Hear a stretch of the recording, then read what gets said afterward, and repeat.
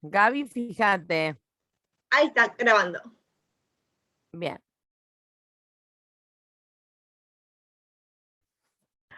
Bueno, cuéntenme, ¿a qué conclusión llegaron? ¿Era de macro o de microeconomía y por qué? Ese me dijeron que les había salido.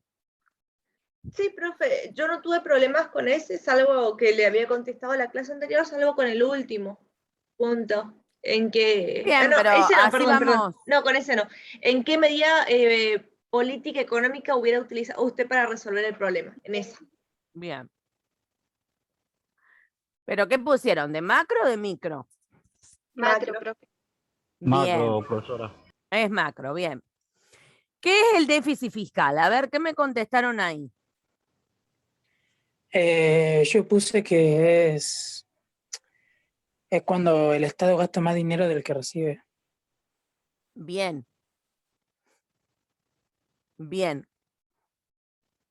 ¿Alguno que me quiera decir otra cosa? La definición en teoría es esa, pero yo puse es cuando los gastos realizados por el Estado superan a los ingresos no financieros. Pero es lo mismo. Sí, es lo mismo. Bien. Pregunto. ¿Qué herramientas cree que pudo usar el gobierno portugués para lograr la reducción del déficit fiscal y el aumento de salarios? A ver, Medidas que esto lo alentaron. encontramos acá. ¿Cómo? Sí, medidas que alentaban el consumo interno, también aumentaron los impuestos, que con eso juntaban más, que en una parte decía que era como que lo recriminaban porque era como que aumentó su sueldo, pero con los descuentos que tenían del IVA del 23% le quedaba prácticamente el mismo sueldo. Disminuyeron los salarios mínimos, las jubilaciones y las ayudas estatales. ¿Qué creen ustedes que son las ayudas estatales? A ver. Colegios públicos, por ejemplo, o comedores. Necesariamente. Comedores. Comedores, asignación universal por hijo, conectar igualdad, Planes. Los planes sociales. planes. ¿Sí? Después podemos hablar si están a favor o en contra. Tal cual. Después podemos discutir, a ver, piensan si les parece bien o mal. Bueno, estos son dos mangos aparte, ¿sí? Pero básicamente sería eso. ¿Está? Bien. ¿Vieron que no era tan difícil? Vamos con lo que sigue, a ver. Esperen que voy a bajar un poquito. Estaba buscando un pendrive para después subirle al campus una copia que les va a poder ayudar un poco más con esto, como para que lo tengan como info, ¿no? Bueno, acá era una pregunta para que ustedes lo pensaran desde el lugar de ustedes, o sea, con lo que ustedes saben hoy. Puede estar bien o puede estar mal, por eso es que no se los hago subir al campus para corregirlo. Porque si yo les estoy tomando una actividad de diagnóstico y le pongo nota, los estoy perjudicando. Porque el alumno que nunca tuvo economía no tiene chance para aprobar o tener una buena nota, ¿se entiende? Sí, sí. Esta actividad, como bien dice el título, es de diagnóstico, como para ver qué pudieron ustedes conocer de la asignatura, si es que tienen alguna idea de que traigan del colegio secundario o de alguna actividad alternativa o alguna asignatura alternativa que hayan tenido antes que esta asignatura puntual, ¿sí?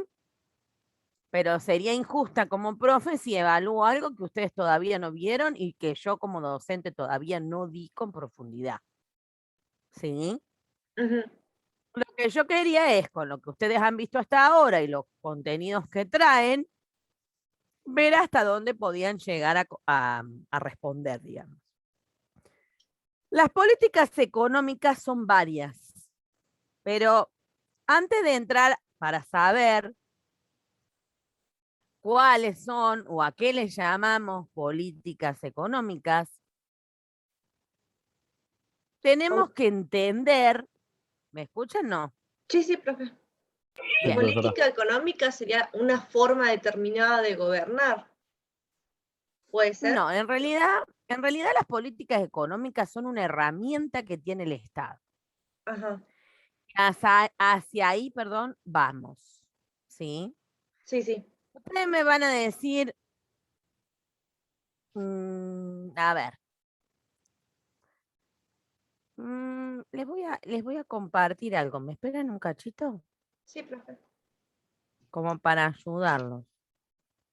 No, mientras usted busca ahí, yo le hablo, profe. Yo Vos por hablame. ahí pensaba por ahí como política económica, porque generalmente cualquier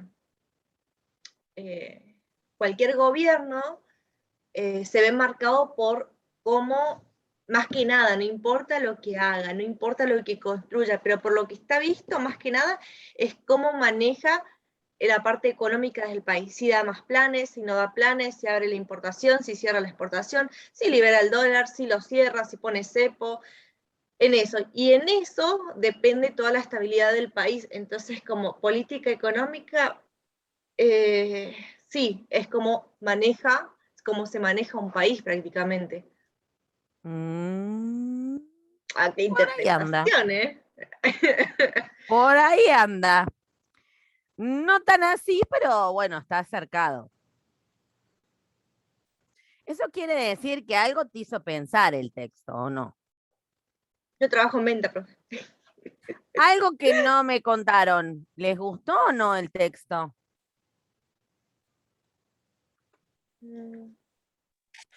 Sí, está bueno. Personalmente no estoy muy familiarizado porque no leo muchas cosas de economía. La Ujú. verdad se me hizo un poco difícil entenderlo, no comprenderlo, sino como entenderlo así, llevarle más o menos a qué iba. ¿Me explico?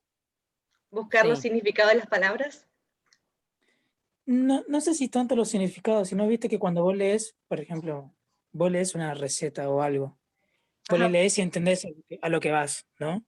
Ah, Pero sí. vos leyendo algo así por primera vez como que te cuesta leerlo, se te hace algo medio tosco, por así decirlo.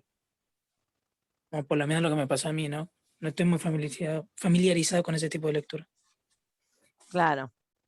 Y sí, la verdad puede ser factible lo que me estás diciendo.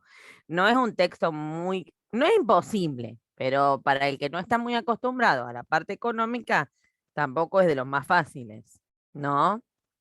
Ujú. Lo que intenté hacer yo con este texto es llevarlos a que ustedes con los contenidos que vamos viendo puedan llegar a interpretar, aunque sea algo, de un texto de economía para poder comprender ciertas cuestiones que marcan la economía de un país, ¿sí? Y les elegí un país que no es Argentina, porque si no, con Argentina no tiene chiste, porque lo escuchamos en la televisión, no necesitamos procesar mucho, ¿no? La Sí, idea sí. era ver, bueno, con los contenidos que ustedes manejaban y lo poco que habíamos visto, hasta dónde podían resolver, que resolvieron bastante, ¿sí? Bien, no sé si les comparto un archivito que les había armado para hoy. No lo subí al campus porque tuve una reunión y corté unos 15 minutos antes que empezara la clase con ustedes, pero como yo el martes falté, tenía como algunas cosas atrasadas en la coordinación y necesitaba hacerlo antes de la clase, ¿no? Sí, sí. Bueno, chequeamos esto, ¿no? Nosotros habíamos visto cuando empezamos la asignatura que tenemos como dos clasificaciones importantes dentro de lo que es la economía como ciencia, ¿no es cierto? Una la distingue según su carácter teórico en economía normativa y positiva y otro en función de su contenido la distinguía en macro y microeconomía. Bueno, ese texto que yo les di es de macroeconomía, lo clasificaron bien. Y básicamente, como para retomar un poquito, la macroeconomía habíamos dicho que se ocupaba del estudio del funcionamiento de la economía en su conjunto. El propósito era tener una visión simplificada de la economía de un país, pero que al mismo tiempo nos permita conocer y actuar sobre el nivel de actividad económica del país, o sea, sobre lo que el país produce y vende. O de un conjunto de países si estuviéramos hablando de un país que forma parte del Mercosur, del NAFTA, o en el caso particular de Portugal, en un tiempo formó parte de quién. de la Unión Europea. Bueno. ¿Está? Bien.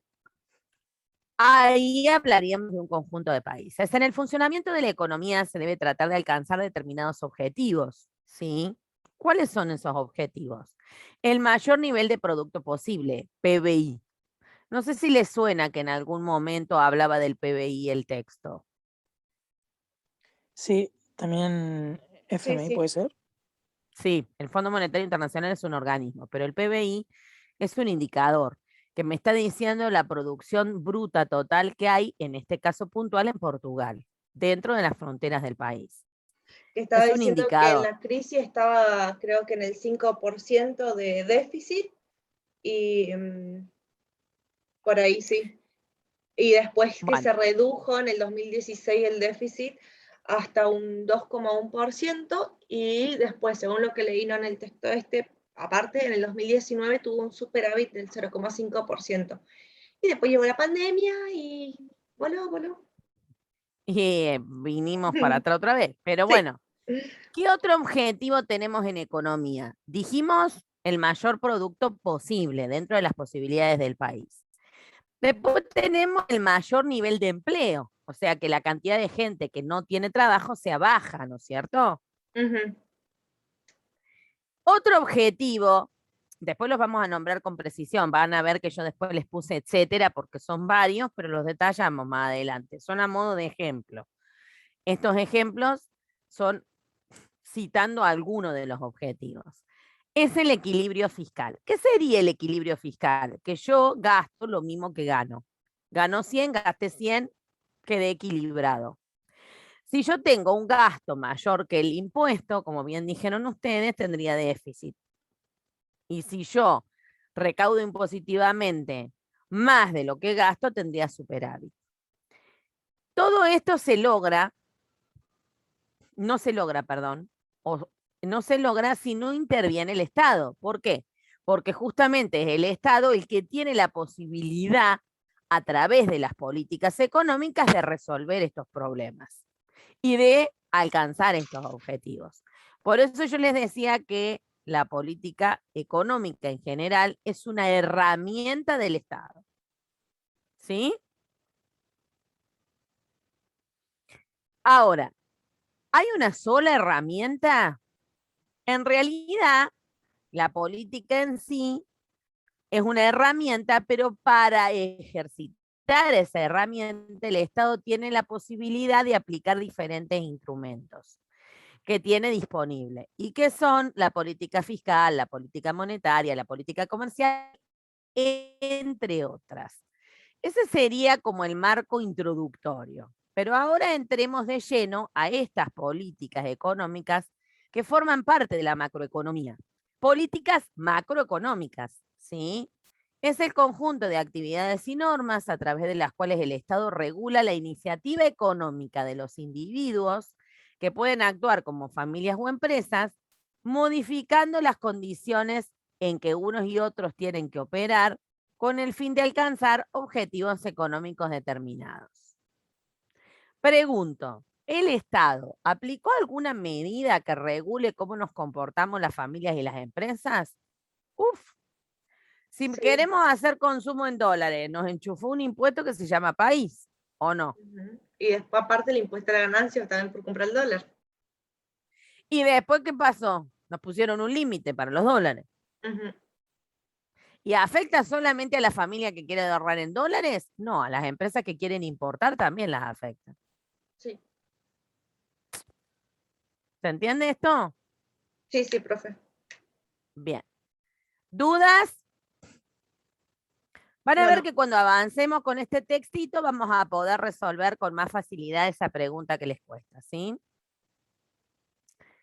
Bien. Obviamente, tanto las familias como las empresas y el Estado lo que quieren es alcanzar esos objetivos económicos que plantea la economía, ¿no es cierto? Las reglas macroeconómicas tratan de actuar sobre la demanda u oferta agregada del país utilizando determinados instrumentos de política económica. Acá esa S está de más, gente. Agregada, no es agregadas. ¿Sí? Se entiende por demanda agregada y esto en realidad es un concepto porque como todavía ustedes no profundizaron, ¿no es cierto?, sobre lo que es la parte de la macroeconomía, por eso yo me tomé el atrevimiento de aclararles que la demanda agregada se define o se la entiende como los deseos de gastos que tienen los agentes económicos que intervienen en una economía. ¿Por qué? Y porque entre los agentes podemos mencionar a las familias, a las empresas, al sector público, al sector externo, que generalmente suele estar formado por extranjeros o no residentes que compran bienes y servicios producidos por los residentes. Y los agentes extranjeros que vendan a los residentes bienes y servicios producidos por los residentes y esos bienes son producidos en el exterior, ¿no es cierto? O sea, todo lo que nosotros importamos lo produce, por ejemplo, la banana. Es un bien que lo produce Ecuador y nosotros lo importamos en Argentina, ¿o no? O nosotros elaboramos bananas. ¿Tenemos un clima como para producir bananas? En Misiones sí, pero son más Creería famosas las del que no. Ecuador. ¿Eh? En Misiones sí, Creería que no. en Misiones sí se cultivan banana, pero se exportan generalmente del Ecuador. Importan. Eso no sé. Eso me gusta más. Sí, se importan de Ecuador porque en realidad son más baratas producirlas Sí. en Ecuador que acá. Sí, Misiones Veces. tiene un clima tropical, pero aún así es como costoso producirlas. Entonces como que son más caras. Ahora pregunto, gente, ¿podemos producir café? No, ¿De dónde traeríamos el café? ¿De Colombia? De Colombia, de Brasil, ¿sí? se hace más calor. Bueno, en ese caso estamos importando. Ahora, Argentina es un importante productor de lácteos y durante mucho tiempo le vendimos a Brasil. ¿Sí? Hasta que tuvimos una fuerte inundación, que creo que hablamos de eso el lunes, que se inundaron muchos tambos en Argentina y perdimos gran capacidad productiva, que fue cuando empezó a tener gran cantidad de problemas Sancor. ¿Se acuerdan o no? No, profe. No, no recuerdo. Creo que no habló de eso, profe. No. Creo. Bueno, capaz que le dije a los chicos de química y me olvidé. Pero como de economía, a ustedes, a ¿Cómo química. dijo, profe? No la escuché, justo se cortó. Que en Sancor, por ejemplo, que ¿saben lo que es Sancor? No. Ya sé que saben que es una marca de lácteos, pero me refiero a qué significa. No. No. Santa Fe, Córdoba. Es- Está en la localidad de Sunchales, provincia de Santa Fe, en el límite con Córdoba. Entonces, Sancor significa Santa Fe, Córdoba. Esta empresa, mucha de la cantidad de materia prima que recibía esta empresa provenía de la zona de la cuenca lechera de Santa Fe, que durante la gobernación de Macri estuvo inundada. Entonces, Sancor se quedó con poca materia prima, ¿me siguen? Sí, profe. Sí, Y estuvo con ciertos problemas de producción y empezó a mermar la exportación a Brasil. Pero durante mucho tiempo le exportaba mucho a Brasil, de yogur, queso, o sea, mucho. Bueno,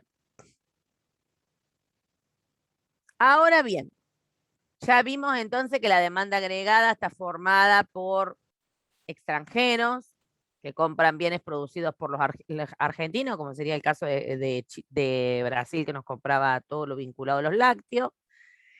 Nosotros le compramos a los extranjeros, como es el caso que pusimos de las bananas o del café, ¿sí?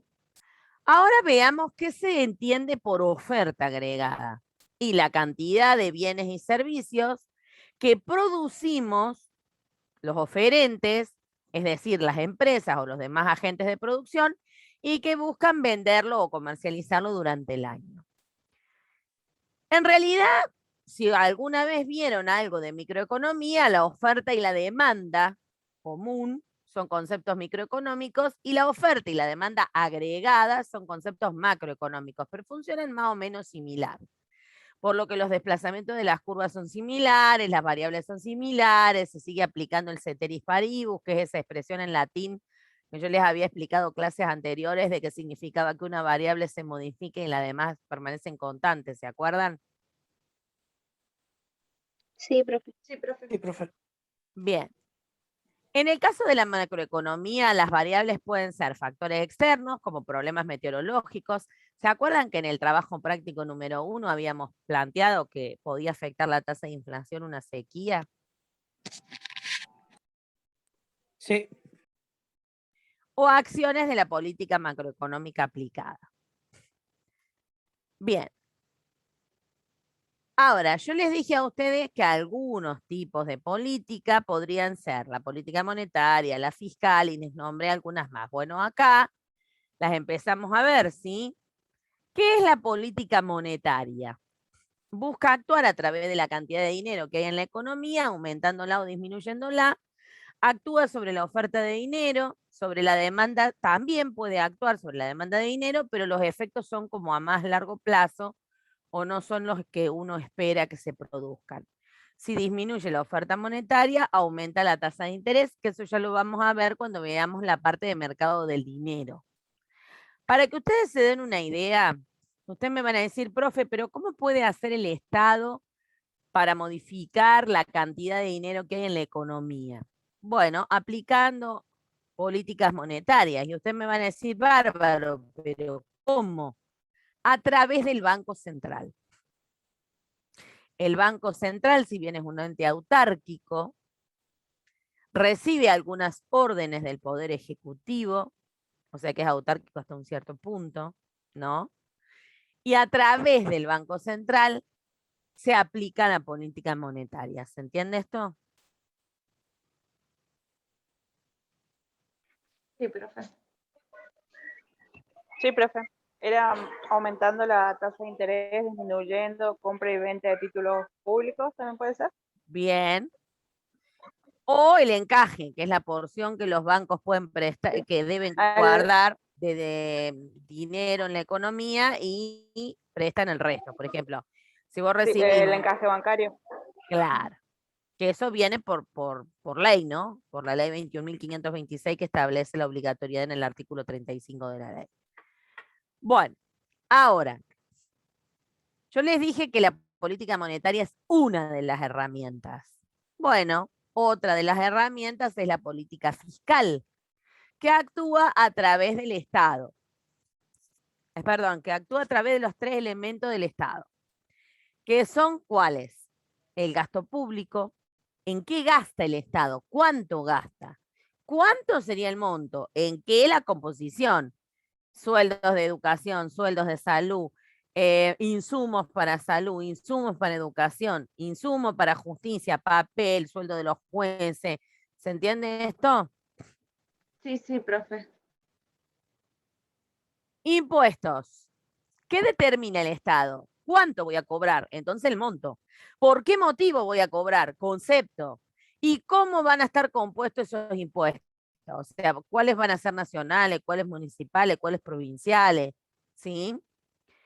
La política fiscal incide en el gasto y por ende en la demanda. Ya vamos a ver más adelante que el gasto es un componente de la demanda. También inciden los impuestos, que también afecta la demanda. Y también afecta las transferencias que afectan la demanda también porque provocan un aumento o una disminución según sea el caso del ingreso disponible. Y ahí viene la pregunta del millón. ¿Qué es el ingreso disponible?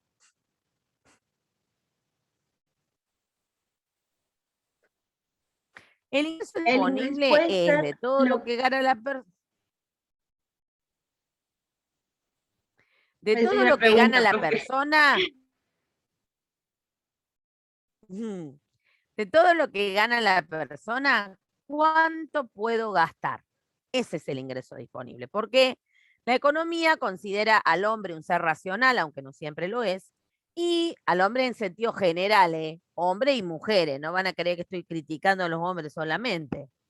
¿Está? Sí, sí, profe.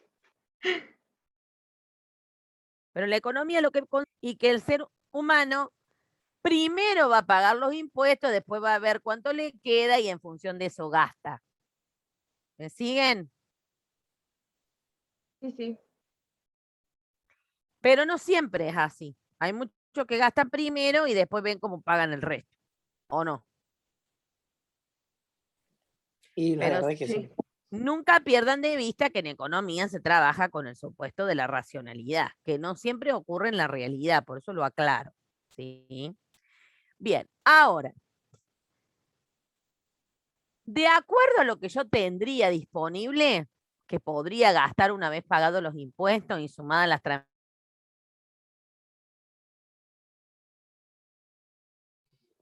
transferencias, si es que profe. gano 10.000 pesos. Se le cortó. Perdón. Ahí Ay, voy. sí, me pone que la conexión es de internet Ahí es se inestable. fue. Fíjate, Pablo, las nenas están usando internet.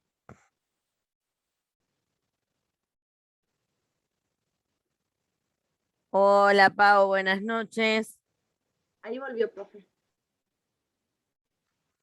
Ahí lo mandé a mi marido a ver si alguna de mis nenas entró a internet. Por lo general, cuando yo doy clase no entran, pero como rinde una mañana, digo, por ahí entró a averiguar algo y se olvidó que yo estaba dando clase.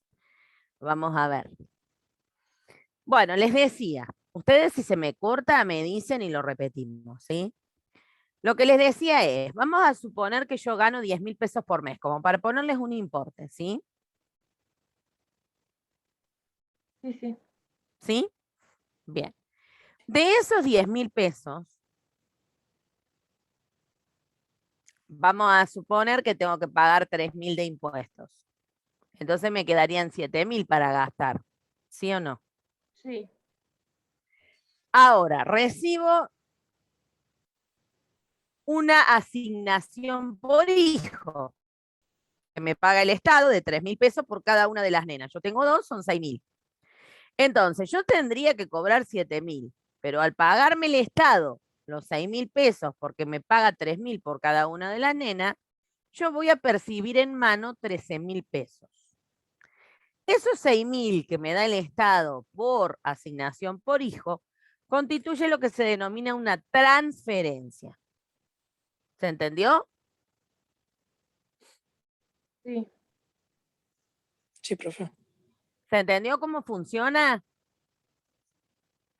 Yo les puse el ejemplo de la asignación por hijo, pero está la asignación por hijo, por prenatal, por hijo con discapacidad, por matrimonio que se paga cuando ustedes se casan, por adopción, si se les ocurriese adoptar alguna criatura. Hay varias transferencias que hace el Estado, ¿sí? La asignación universal por hijo, para el que tiene un hijo aunque no esté en blanco. Las pensiones. Hay varias. Las pensiones graciables. Y los que ¿Está? son, profe, y los que son, ay, no me acuerdo cómo se llaman, pero como que te pagan la parte del gas, la luz y eso, también se consideraría eso, ¿no? Eso sería un subsidio. ¿Subsidios? Ah, es Sí, subsidio, eso. eso sería un Justo. subsidio, sí. Va aparte. Ah, Que ¿no el es lo mismo? subsidio, no. ¿Se acuerdan cuando yo, a ver si ustedes, porque el subsidio siempre tiene como alguna intención productiva o... ¿Se acuerdan cuando yo les expliqué la primer clase? Creo que fue la primer clase, que les decía de que cuando les expliqué el costo de oportunidad, que les decía que matemáticamente estaba bien que pusiéramos el signo negativo, porque necesariamente para aumentar la producción de un bien había que disminuir la del otro, pero no le podíamos dejar con el signo negativo, había que colocarlo en módulo, porque si no se consideraba un subsidio. Ajá. Generalmente el subsidio tiene como un objetivo, que sería, por ejemplo, ¿por qué nosotros los fueguinos no pagamos impuestos a las ganancias? Para poblar Tierra del Fuego. Sí, Si nosotros tuviéramos que pagar todo lo que tienen que pagar los del norte, no viviríamos acá, nos quedaríamos en el norte. sí, igual ¿O no? para poblar acá, más que la política esa, porque la terminan, o sea, nos ponen ese subsidio, pero termina saliendo el precio igual, ¿no? O más. Bueno, ahora dentro de todo está bastante parejo con el país, así que no sé cuál es la diferencia del IVA. Pero el tema ay, del IVA, Pero vos me estás mezclando los impuestos, Gabriela. Perdón, porque perdón. está hablando Ahí está. del No, IVA no, y se yo me estoy fue lo que hablando de quería decir, profe. ganancia. El tema de repoblar acá creo que más vino con el tema de zona desfavorable. Entonces te pagaban por zona desfavorable, no, es que como que se me mezclaron por un momento todos los temas en la cabeza y me olvidé lo que iba a decir. Que para repoblar acá es como que te pagan zona desfavorable, el IVA es como una Sí, ayuda. pero el IVA no está exento. de Perdón, IVA. la ley esa, de las ganancias. De ganancia. Esa, Bienes personales. sí. IVA de empresa compra. Por ejemplo, la anónima. La anónima compra para todas las anónimas del país. Entonces, cuando compra, paga el IVA. Entonces, obviamente que lo tiene que descargar, por más que mande una parte a Tierra del Fuego. Ujú. Entonces, ahí con el IVA hay todo un conflicto, pero en realidad porque está mal instrumentado. Pero con ganancia y bienes personales, y acá les hago un Se le cortó. paréntesis que creo que puede sacar. Tierra del Fuego con los años va a terminar pagando, chicos, ganancias. Profe, se le corta mucho. No, no se le escucha. A mi ver, ¿no? No se le ¿Están escucha. las nenas conectadas? ¿Nada? ¿Me escuchan? ¿Nada, nada, nada? Ahora sí, profe. Bueno, como que se va, me parece, se va de a ratos. Les decía, ganancias, si ustedes supieran lo que la gente paga de ganancias, chicos. Yo le pagué a mi mamá la semana pasada 86.000 pesos de ganancia y está jubilada, imagínense. Mierda. ¿Pero eso que del año, profe? Es anual, sí, pero igual es una fortuna, chicos, y mi mamá está jubilada. Claro, por eso estoy Imagínense, sacando cuenta. imagínense 666 pesos por mes. si tuvieran actividad, es una locura. Y En verdad, suponiendo que eso es el 30%, lo que nos falta, ¿no? dividido 3 por 10, estamos calculando un sueldo de 22.200 para que ella pague 6.000 pesos de ganancia, 6.600, suponiendo que 6.600 sea el 30%. Bueno, yo les tiré un ejemplo. Ajá. Porque a mi mamá, como no sabe hacer los BEP, se desespera cuando tiene que pagar ganancia, porque ahora todo es por BEP con esto de la pandemia. Sí. Y me los manda a mí, entonces yo ahí veo cuántos son los importes, pero es impresionante. Sí. Sí, yo conozco mucha gente que por eso trabaja en negro o prefiere cobrar la mitad del sueldo con comisiones y no en blanco, entre comillas comisiones, porque las comisiones es tu sueldo, pero de la forma que no te lo van a descontar por lo menos. En Misiones se da muchísimo también eso, con los maquinistas, también se da con los camioneros. Los maquinistas, por ejemplo, tienen el sueldo en blanco, y encima es re poco, creo que ahora están cobrando, no sé si 50, 60.000 pesos, dependiendo de la antigüedad. Y aparte va todo lo que, no, perdón, miento, 40 están cobrando más o menos en blanco, 40, 45.000 pesos, gente que trabaja semanal, quincenal y mensual. Y el resto es todo producción, según lo que transportaron, los viajes que hicieron o cuántos árboles talaron. Tonelada, en verdad, Sumir. Qué bárbaro. Siguen cortándose, gente, que ahí veo que están comentando en el chat. Ahora no. Cada tanto. No. Bueno, ustedes cualquier cosa igual me avisan, ¿sí? Sí, profe. Bien. La política fiscal desalienta la inversión. O sea, es como que hace que las empresas tengan menos ganas de invertir. ¿Por qué? Y porque lo poco que cobras, terminas pagándolo en impuestos, ¿no? Sí. Bueno. Eso es lo que pasa muchas veces acá. Bueno, es que fíjense la cantidad de empresas que a veces se van. Porque Argentina es uno de los países que mayor tributaria tiene, mayor presión tributaria tiene en el sector. Se le cortó, profe. Pero sí, eso fue lo que pasó con Mercado Libre, que si no me equivoco se fue para Uruguay. Tiene mucha presión tributaria, no sé si ahí me escuchan. Ahora sí, profe. ¿Está hablando? Si está hablando no se le escucha. No se nos vaya, profe. Tan, tan, tan.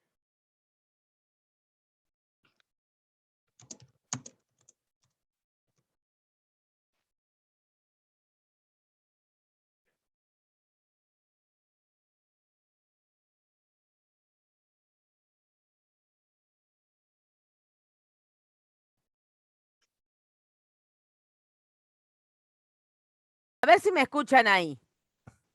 Sí, profe. Ahora sí. Bueno, vamos a ver qué podemos hacer. Vamos a tratar de ponerle onda. Bueno. La política cambiaria también es una herramienta que tiene el Estado y que busca afectar el resultado de la balanza comercial, que la balanza comercial trabaja con el tipo de cambio. ¿Qué sería la balanza comercial? Cuando yo a las exportaciones le resto las importaciones. ¿Sí? A lo que vendo le resto lo que compro. Tal cual. Pero a nivel exterior, ¿no? Ajá. A nivel del sector externo. Eso Bueno, podría ser para saber, no, aunque no, se usan muchas formas para saber la cantidad de respaldo que tengo en dólares. claro, para saber las reservas internacionales del Banco Central para respaldar la moneda en dólares. Tal cual. Que obviamente nosotros tenemos aplicado política cambiaria porque estamos restringiendo las importaciones al tener controlado el dólar. Sí. Bien. Acá les introduje como una conclusión, porque la macroeconomía en realidad se ocupa de la interrelación que existe entre tres mercados como muy importantes, que es el mercado del producto, el mercado de activos financieros y el mercado del trabajo. Y son muy importantes porque el mercado del producto va a determinar el nivel de producto, cuánto se va a producir. El mercado del trabajo va a determinar el nivel de ocupación, o sea, qué cantidad de gente voy a tener empleada. Y el mercado de activos financieros va a determinar, junto con el mercado del producto, porque ahí hay como una interacción, que ya la vamos a ver, el nivel de precios. Y el nivel de precios es la inflación. ¿Está? Perdí otra vez. No me digan que los perdí otra vez porque me mato. No, no, Ok. profe, Ahora, se la ahí escuchó, se, ahí está se bien. escucha. Ahora sí, y a lo mejor andaba por ahí medio mal el Zoom, qué sé yo. Pasó una Hoy ráfaga usé de el de la viento y se llevó Facu. las ondas. ¿Eh? Pasó una ráfaga de viento y se llevó las ondas del wifi, profe. Sí, no sé qué onda con este Zoom. Bueno. Política macroeconómica, entonces, trabajando con las políticas macroeconómicas, vamos a trabajar con las actividades y normas a través de la cual el Estado regule todo lo que tiene que ver con la iniciativa económica de los individuos, las familias, las empresas. Esto lo retomo porque ya lo habíamos visto más arriba, ¿no? Porque busca alcanzar ciertos objetivos. ¿Por qué? Porque vamos a tratar de aprender cuáles son esos objetivos. Esto quedó como repetido, así que no le vamos a dar mucha bolilla. Si quieren, después bórrenlo porque es como que repitió algunas cosas de arriba. Pero voy hacia aquí. La política económica, para llevar a cabo las metas que tiene, va a utilizar una serie de instrumentos. Aparte de la política monetaria que ya vimos, la fiscal y la cambiaria, va a utilizar otra política que es la crediticia, que tiene que ver con el otorgamiento de créditos. Y ahí va a jugar un papel muy importante, ¿qué cosa? ¿Las tasas de qué? De interés. Bien. Que también las maneja el Estado a través del Banco Central, ¿eh? Ojo. Sí. La política financiera, que es otra política que también se puede aplicar, tiene que ver con la administración de recursos para la aplicación en gastos públicos. Vamos a gastar, o sea, por ejemplo, si la economía Se fue, profe. Se le cortó, profe. Bueno, volvamos entonces. Les decía, la política financiera tiene que ver con que el Estado tiene la capacidad de hacer grandes obras y en esas grandes obras contratar gente, porque si el Estado provincial va a hacer un puente, ¿cuánta cantidad de trabajadores puede contratar en un puente? O en un acueducto, por ejemplo. ¿Y unas ¿Está? 200, 300 personas? Bien. Entonces, cuando hace eso, si bien implica un gasto para el Estado, esa gente que está trabajando tiene la posibilidad de consumir. Si aumenta el consumo, aumenta la demanda agregada. Si aumenta la demanda agregada, aumenta la producción. Si aumenta la producción, las empresas al producir más toman más trabajadores. ¿Se entiende? Entonces Sí. eso es bueno para un país. Por eso la política financiera es muy importante. Y también, si no lo puede hacer el Estado, ¿quién? ¿La provincia? ¿O el municipio? Sí, pero la provincia es un nivel de Estado provincial. Ajá. Y el municipio también, municipal, ¿no? Sigue Sí. estando dentro de lo que es el Estado. Bueno, ¿cuáles son los instrumentos que podemos utilizar para tratar problemas económicos? Que estudia la macroeconomía. Bueno, para poder saber cuáles son los instrumentos, que son los que acabamos de mencionar, las políticas económicas, tenemos que saber cuáles son los problemas que busca tratar. Los problemas son la inflación, el desempleo, el crecimiento, el desarrollo, el presupuesto público y el sector externo. La inflación busca estudiar causas y consecuencias de este fenómeno para la sociedad y las posibles soluciones o medidas que puede tomar para resolverlo. El desempleo va a tratar de estudiar por qué se produce en el mercado del trabajo esto de que haya gente que quiera conseguir trabajo y no consiga, y por qué ese nivel de desempleo es demasiado elevado en caso de que exista, y qué medidas puede tomar para reducirlo, ¿sí? El crecimiento tiene que ver con el aumento del Producto Bruto Interno de un país, que es de lo que trata, ¿qué cosa? El texto de Portugal, ¿no? Sí, profe. Tenía el Bien. micrófono apagado. El desarrollo. La macroeconomía lo que busca es, bueno, a ver, ¿logramos que el PBI de este año sea mayor que el del año pasado? Y si lo logramos, ¿por qué? ¿Cuáles son las causas de que haya crecido? ¿Qué pasó con la producción? ¿Aumentó o no? Es decir, tenemos más factores productivos desde el punto de vista cultural, demográfico, institucional, geográfico, infraestructura. ¿Qué es lo que provocó que haya ese aumento en el PBI? ¿Qué pasó con el presupuesto público? O sea, con las erogaciones, que son las salidas del Estado. ¿Gastó, invirtió, gastó de más, de menos? ¿Qué pasó con los recursos? ¿Sí? ¿Pudo con lo que recaudó cubrir los gastos que tiene? ¿Se entiende esto? Sí, profe. Sí, profe. Bien. El sector externo. Bueno, la macroeconomía trata de intercambios de productos y de servicios realizados con otros países, exportaciones e importaciones, las cuales figuran en los distintos ítems que conforman la balanza comercial del país. O sea, nosotros tenemos como país un estrangulamiento del sector externo. ¿Qué significa eso? Y que Argentina necesita importar mucho, que es un tema porque nos genera que haya mucha salida de dólares, ¿no? Que se escape del país. Sí.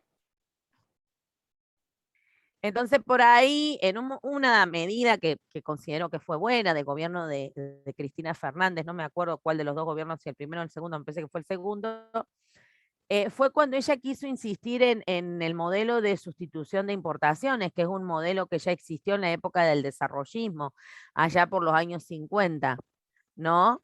Sí, fue el segundo, profe. ¿Qué les pasó? No se te escuchó nada. No sé quién habló. Les decía que en Argentina esto de la sustitución de importaciones existió durante el desarrollismo, ¿Saben lo que fue el desarrollismo o no?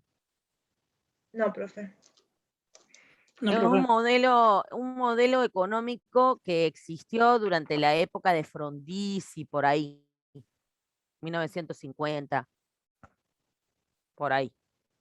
Me acuerdo, no sé si se refiere a eso, profe, si era la misma época, pero me acuerdo que en un tiempo, cuando todo el mundo quería comprar dólar y el dólar estaba a 10 pesos, estaba el famoso dólar ahorro, y había mucha gente que compraba y vendía los dólares, y después como que estaban todos hasta las patas, porque supuestamente en cualquier momento venía la FIP y te iba a preguntar si tenías tus dólares ahorro guardados. Es un tema, ¿no? Ay, sí. La gente se manda a cada moco y después no sabe cómo arreglarlo. Ay. Pero era un A buen ver qué quiere. negocio para el que trabajaba en blanco y lo podía comprar, lo compraba, lo revendía. Ah, eso sí. Aguántenme que les quiero compartir lo de Portugal y lo cerré cuando se me cortó y ahora no lo encuentro. A ver si ahí se ve. Si era un Word, profe, puede abrir directamente de Word y ahí se fija los últimos archivos que abrió. Y lo voy a tratar de abrir de nuevo de Word porque no puedo.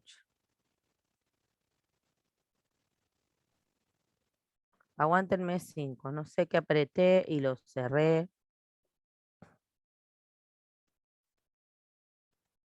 Vieron que uno en el afán de querer abrir de nuevo hace lío, ¿no?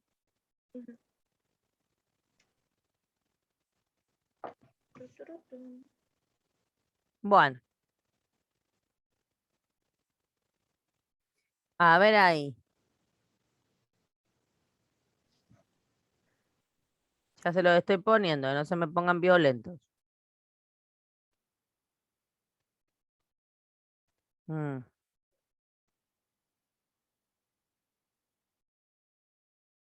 Mm. Me parece que... Ahí está, a ver. Creo que ahí lo abrió, a ver. Sí. Bueno, la profe por ahí toca todo y termina solucionándolo, pero bueno. Bueno, volvamos a la pregunta que ustedes me habían planteado, por lo cual yo me fui a, bueno, a explicarles este material que les había armado para hoy.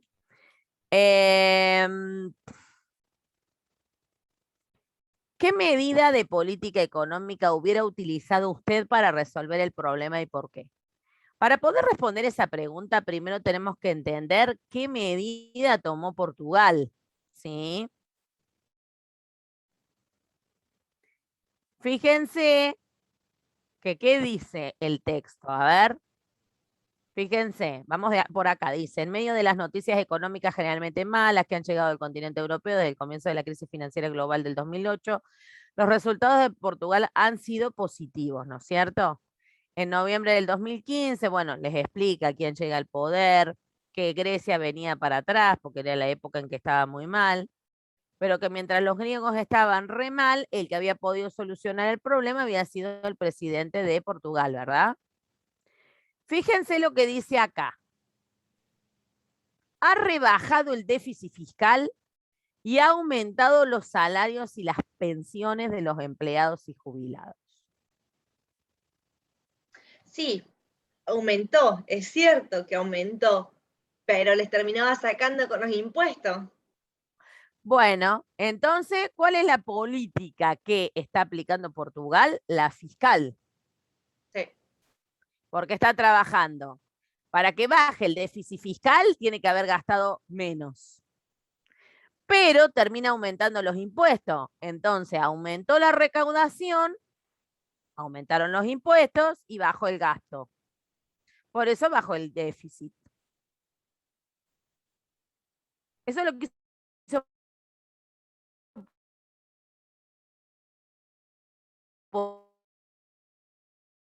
Portugal.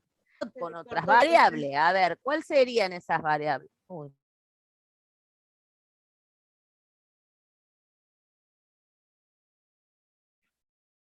Profe. No, no, me parece que Hola. ¿Me Ahí volvió, escuchan? profe. Ahí volvió. Ok, Ahí se escuchó, profe. bien. Les decía, fíjense, podríamos política monetaria. Ahora, la política monetaria va a provocar ¿qué cosa? Inflación. ¿No es cierto? Sí, sí, profe.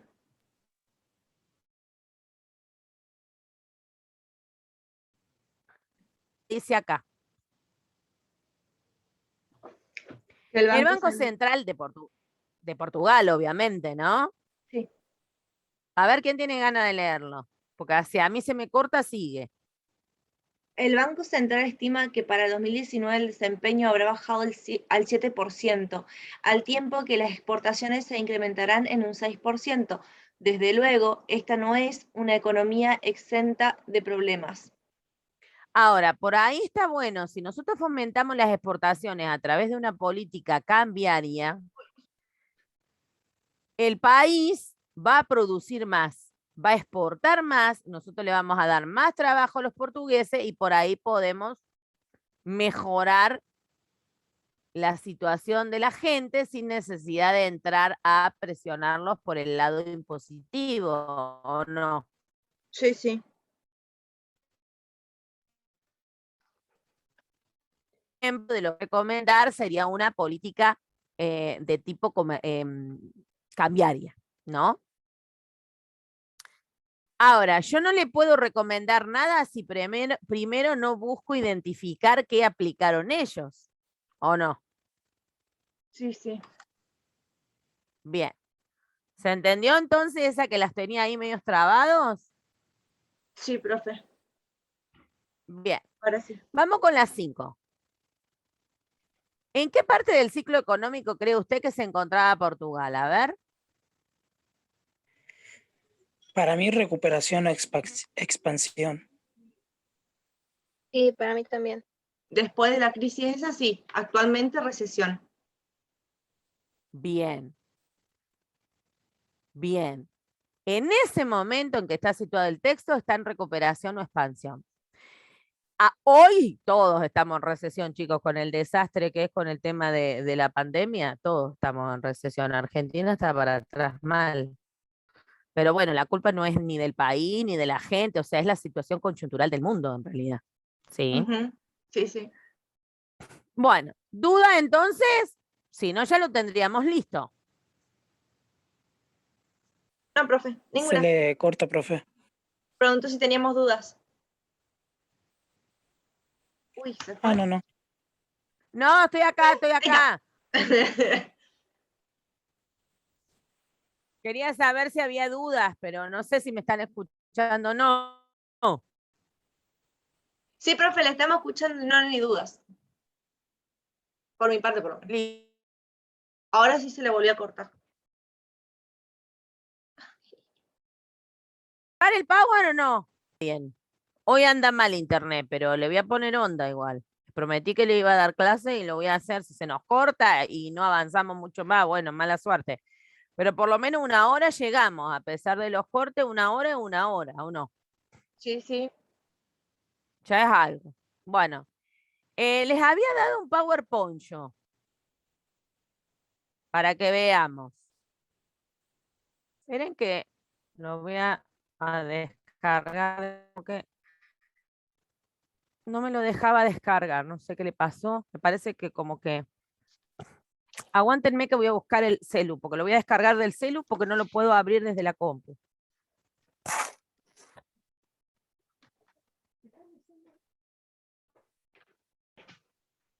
Ok. Bien. Vamos a repasar. ¿Número 2 que está subido en el campus, profe, o otro diferente hay que entregar? No, está subido en el campus, es el mismo, porque es el que está subido el del cuadernillo, que es con el que trabaja. Dale. Vamos a hacer ese porque eso ya tiene todo lo que son ejercicios de FPP y costo de oportunidad, que ya lo habíamos visto, como para ver si tienen dudas, si no entienden algo, así después lo controlamos, ¿sí? Bueno, este PowerPoint repasa algunas cosas que vimos al principio, el problema económico, que el problema fundamental de la economía es la escasez como origen del problema económico y como objeto de estudio de la economía, ¿sí?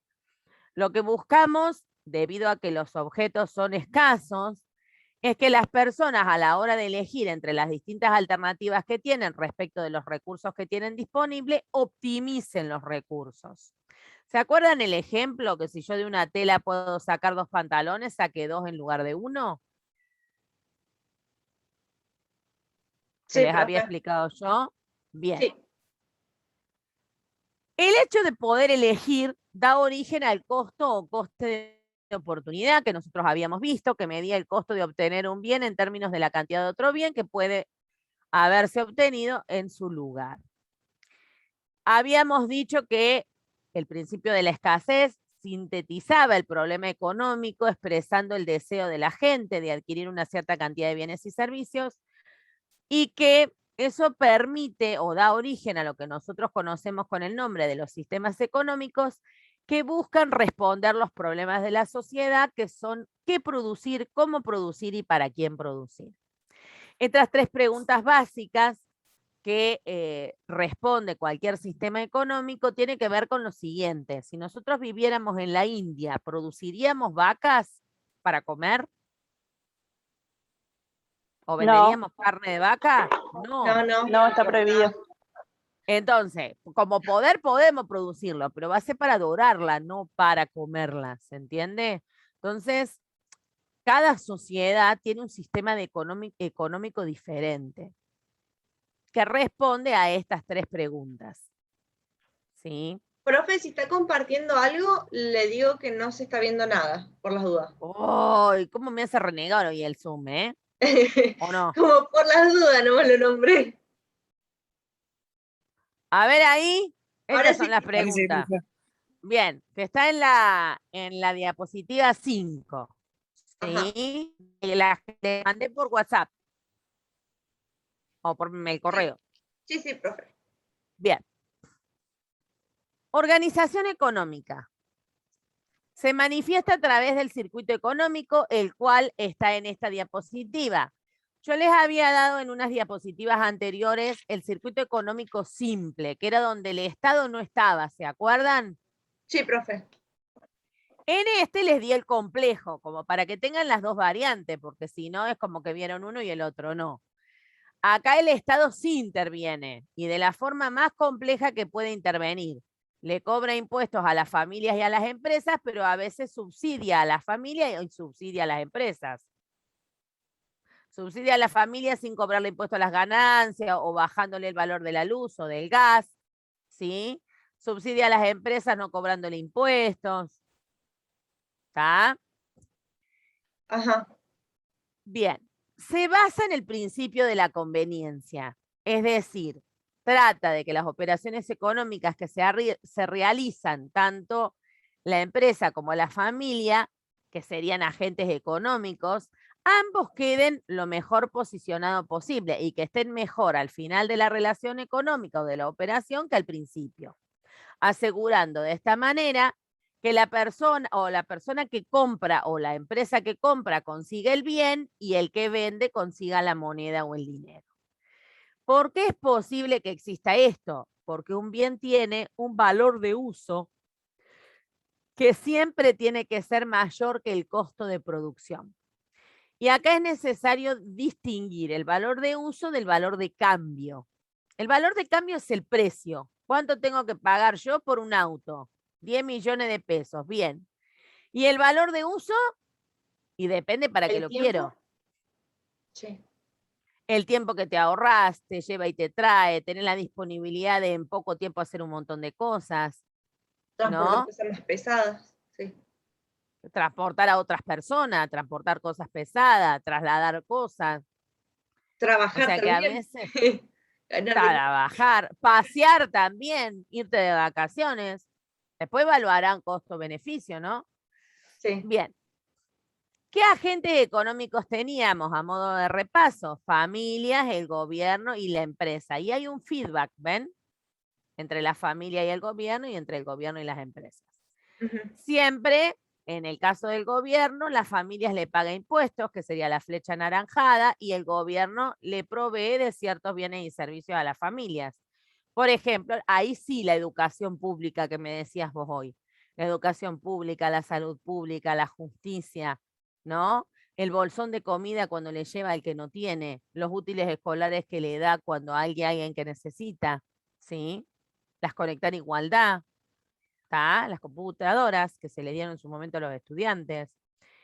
Y vamos con las empresas, ¿sí? Las empresas le pagan impuestos al gobierno, pero a su vez el gobierno lo provee de ciertos bienes y servicios. Las empresas pagan salarios, rentas o intereses al mercado de factores, pero ahí contratan los bienes y servicios. El mercado de factores, en realidad, le ofrece factores productivos a la empresa y la empresa le provee de bienes y servicios. ¿Ven? A su vez, el mercado de bienes recibe el gasto que las familias hacen en bienes y servicios, ¿sí?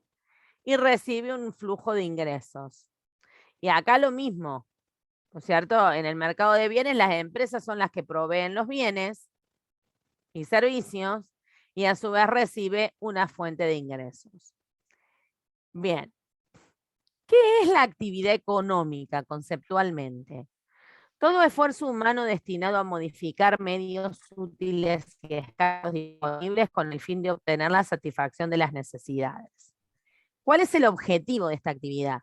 Satisfacer las diferentes necesidades que existen: alimentación, vestimenta, salud, educación. ¿Me escuchan? ¿O los perdí profe, de se nuevo? escucha. Bien. ¿Cómo se clasifican estas actividades económicas? En primarias, secundarias, terciarias y cuaternarias. Veamos cuáles son las actividades primarias. Nos permite obtener productos directamente de la naturaleza y se pueden clasificar en extractivas y productivas. Extractivas, por ejemplo, la extracción de petróleo; productivas podría ser la siembra, por ejemplo. Ejemplos de actividades primarias: pesca, tala de árboles, agricultura, ganadería, minería, etcétera.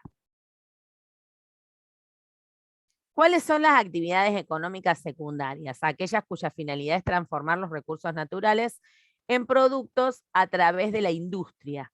Y pueden ser alimentarias, madereras, de la construcción, textiles, etc. Las actividades económicas terciarias, en cambio, son aquellas mediante las cuales se distribuyen e intercambian los productos, como el comercio, los transportes, los medios de comunicación y los servicios. Las cuaternarias, en cambio, es la parte de la economía o el sector de la economía cuya característica se basa en el conocimiento. Y acá aparece un cuarto factor de producción que yo les había dicho que iba a aparecer más adelante, que era el conocimiento, ¿se acuerdan? Sí, profe. Esto vendría a ser Bien. como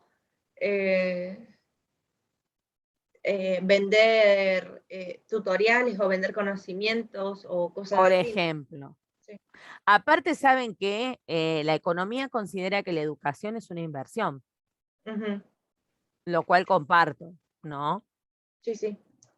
Bien, una inversión de tiempo, de recursos económicos, que a la larga va a terminar redundando en una mejor, o debería terminar redundando en una mejor situación para quien lo canaliza al estudio, ¿no? Al conocimiento. Y también de sacrificio a salud mental. Sí, por eso te digo, el tiempo no deja de ser uno de los factores más evidentes, ¿no? del conocimiento.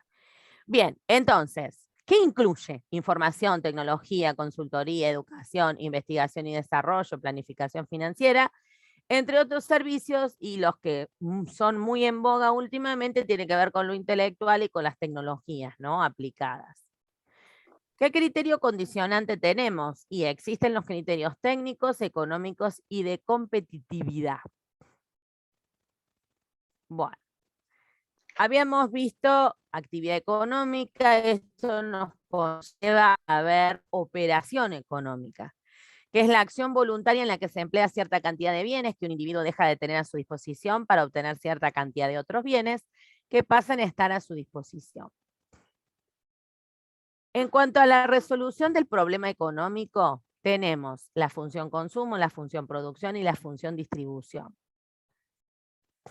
La resolución del problema económico tiene que ver con responder a la comunidad lo que necesita conocer acerca del mecanismo de precios. ¿Por qué? Porque los mecanismos de precios racionalizan, señalan y evidencian cómo se comportan los agentes económicos. Fíjense que cuando la economía está inestable, nosotros vamos al súper y enseguida vemos que están volviendo a colocar todos los precios. ¿Qué están haciendo? Remarcando. Sí. Nos están dando una Por las clara dudas. señal de que algo no está bien. Nos están evidenciando lo que está haciendo ese agente económico, que es una empresa. ¿Está? Sí, sí. Bien. La economía y el hombre.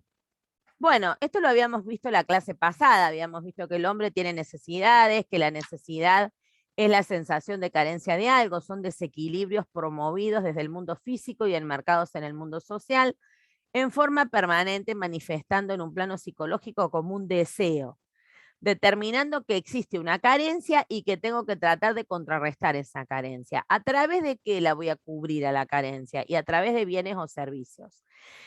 La diferencia entre un bien y un servicio es que el bien es todo medio capaz de satisfacer una necesidad y puede ser tangible o intangible. Usted me va a decir, profe, un bien tangible, una manzana. Un bien intangible, un software. Bienes serían entonces eso.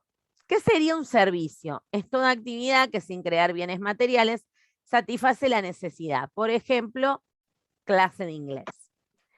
Habíamos visto que teníamos una serie de necesidades, unas clasificaciones en naturales, dentro de las cuales teníamos las naturales y las sociales, y las primarias y las secundarias que se distinguían según su importancia. ¿Cuáles serían las naturales y las necesarias para la conservación de la vida? Dormir, comer, qué sé yo, bañarse. ¿Cuáles serían las sociales? Y aquellas que surgen por vivir en sociedad, como una convención o como una costumbre, ir a la escuela, no cruzar el semáforo en rojo, ¿no? ¿Cuáles serían las primarias? Bueno, coinciden con las naturales, son aquellas de las cuales depende la conservación de la vida. ¿Cuáles serían las secundarias? Las que aumentan el bienestar del individuo, como por ejemplo viajar. Una vez visto bienes y habiendo clasificado las necesidades, nos lleva a clasificar los bienes, que también lo habíamos visto en la clase pasada. Teníamos los bienes libres y los económicos. El bien libre es aquel que es inapropiable, que es gratuito, no, por lógica no va a tener precio, como el aire. Y el bien económico es aquel que es escaso, que sí nos podemos apropiar de él y que sí hay que pagar un precio, como por ejemplo el petróleo, el oro, ¿sí? Sí, sí. También los clasificábamos en bienes de capital y bienes de consumo. Dentro de los bienes de capital se subclasificaban en capital físico, humano y financiero. Aquí habíamos visto que el capital humano era considerado capital porque la educación es considerada una inversión en economía. Los bienes de consumo son aquellos que satisfacen necesidades humanas directamente y que se pueden dividir en duraderos y no duraderos. Y ahí habíamos dicho que qué pasaba con una manzana. Me la como y desaparece. Y si no me la como, pero la dejo un año afuera de la heladera, se pudre, ¿o no? Sí, sí. Y los duraderos serían, por ejemplo, el microondas. No es que desaparece el microondas porque caliente una sola vez la comida, ¿no? Según su función se dividían en intermedios y finales. Yo ahí les había puesto el ejemplo, supónganse, del pan, donde el pan sería un bien intermedio, si yo voy a considerar el bien final que es el pan que es el budín de pan. Se llama intermedio cuando todavía puede sufrir una transformación, se llama final cuando ya va a ser considerado como un bien ya transformado y venderse de esa manera. Según el principio de la exclusión, que es otra clasificación, se va a dividir en privados y públicos. También los habíamos visto, así que lo vamos a ver rápidamente como para que quede claro. Los privados son aquellos que el consumo por mi parte de ese bien va a excluir tengo en yo comer la misma hamburguesa que ustedes. Podrá ser igual, pero no más la que me comí yo, listo, desapareció conmigo. Fue. En cambio, sí, obra de Picasso y la obra no va a desaparecer porque la miremos todos nosotros. Otra vez me puso conexión inestable. Están ahí. Se le escucha un poco cortado. Justo se le profe. cayó el profe. Ahí. Hola, hola, hola. Hola, profe, ahí está. Bien. Respecto del ingreso del consumidor, se divide en bienes normales y bienes inferiores. Yo les había contado que los bienes inferiores son aquellos cuya demanda aumenta si el ingreso disminuye o al revés, como sería el caso de la polenta, los fideos, el colectivo. Y los bienes normales son aquellos cuya demanda aumenta si el ingreso también aumenta y se subdivide en bienes de lujo y bienes necesarios. ¿Qué sería un bien de lujo? Aquel cuya elasticidad de ingreso, que la vamos a aprender a calcular en unos días, nos da mayor a 1 y con signo positivo. Pero para que ustedes se den una idea, la Coca-Cola sería un bien de lujo. ¿Me muero sin Dale, Coca-Cola? corto, profe. Voy de nuevo. ¿Me muero si no tomo Coca-Cola? No. Entonces es un bien de lujo. Ahora, los bienes necesarios son aquellas que sí, el nombre se los dice, son necesarios, como la leche, ¿no? La Sí. elasticidad de precio es menor a 1 cuando la calculan. Y va a ser con resultado positivo también. Bien. Finalmente, de acuerdo a cómo se vinculan con otros bienes, tenemos los bienes sustitutos, los bienes complementarios y los bienes independientes. Los bienes sustitutos son aquellos que satisfacen la misma necesidad sin ser lo mismo. Por ejemplo, el té y el café. Los dos sirven para desayunar, pero no son iguales. Sí. La manteca y la margarina, como lo ven acá en el gráfico, son sustitutos. ¿Cuál sería un bien complementario? Aquellos que se utilizan en forma conjunta, los fideos y la manteca, por ejemplo. El champú y la crema de enjuague. ¿Y cuáles son los bienes independientes? Aquellos que no tienen ningún tipo de relación, como por ejemplo el azúcar y la sal. No. Acá, a modo de repaso, como tengo que darles el conocimiento como factor de producción, que sería el cuarto factor, les puse Se le cortó, profe. nuevamente a qué le llamé. ¿Me escuchan ahí o Se le no? cortó, profe. Quedó acá como otra opción, creo que se refería a recursos o factores productivos. ¿Ahí me escuchan o no? Ahora sí, profe. Bien, me quedan 3 diapositivas, así que vamos a ver si podemos verlas. Les decía, los recursos o los factores productivos, les había dicho yo que podían ser recursos materiales o no, que al combinarse en un proceso de producción, le agregaban valor a la hora de elaborar bienes y servicios. ¿Cómo se clasifican? Y los clásicos tierra, trabajo y capital, ¿se acuerdan?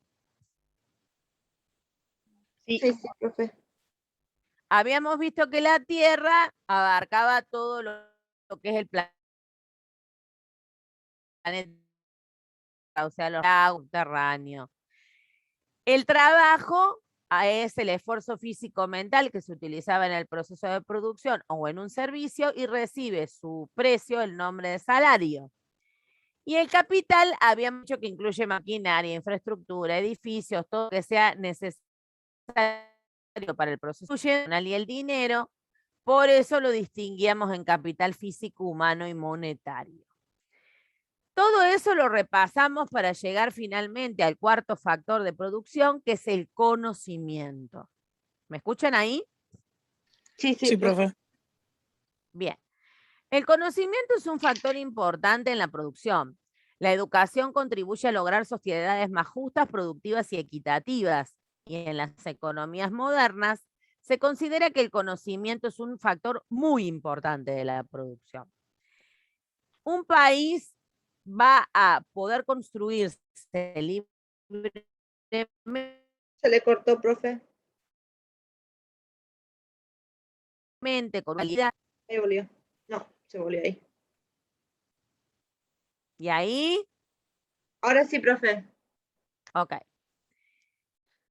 Cuanto mayor sea el conocimiento a nivel de procesos de producción que tiene un país, mejor va a ser el desarrollo de la economía. Y esto va a potenciar más conocimiento en otras áreas, motivo por el cual el cuarto factor productivo es el conocimiento y la educación es vista como una inversión.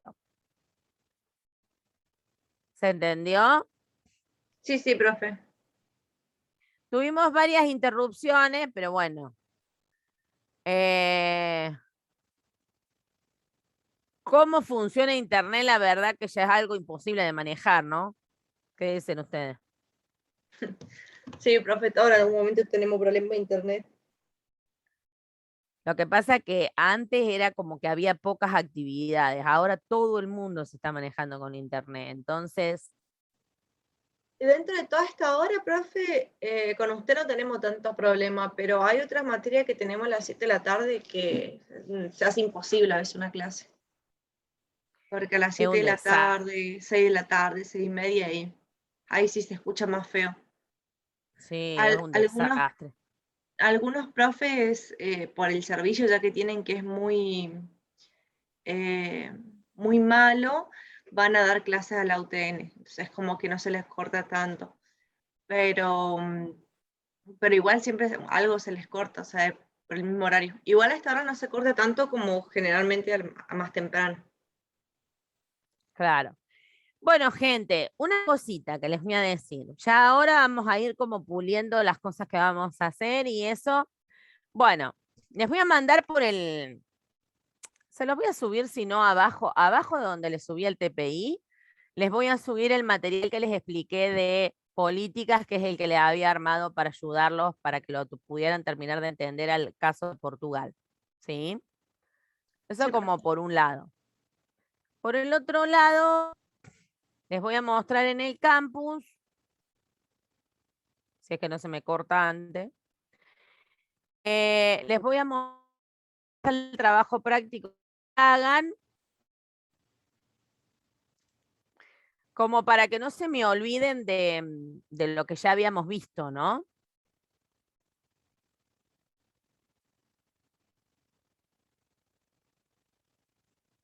¿Los perdí otra vez o están ahí? No, no, profe, le estamos No, no, escuchando. estamos acá. Bueno, miren. Ay, no, perdón. Entré a la de...